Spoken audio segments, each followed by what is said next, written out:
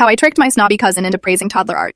Have you ever met someone who took one art history class and suddenly thinks they're the ultimate cultural critic? My cousin Julian is exhausting. He wears black turtlenecks in July, only drinks espresso, and constantly critiques the decor in my apartment. He loves using words like juxtaposition and visceral impact. Last month, he literally told me my living room lacked emotional resonance. So, I decided to give him some resonance. My 3-year-old niece Lily had just finished a very messy, very aggressive finger painting session at my kitchen table. It was basically just green and purple mud smeared across a heavy piece of construction paper. I took her masterpiece, bought a sleek, expensive-looking black frame, and hung it right above my fireplace, dead center. Last weekend, our family came over for a dinner party. Julian walks in, holding his glass of sparkling water. He stops dead in his tracks and just stares at the fireplace. He steps closer. He tilts his head. He actually takes off his glasses to examine the texture. "Wow," he whispers. "Where did you acquire this?" I walked over, keeping my face totally blank, and said, "It's an original from a brilliant, undiscovered local abstract expressionist. It cost me about $2,000. Julian nodded slowly, looking absolutely mesmerized. "You can feel the anguish," he said, gesturing wildly at a giant purple smudge. "The artist is clearly battling their inner demons. The chaotic strokes, they represent the collapse of modern society.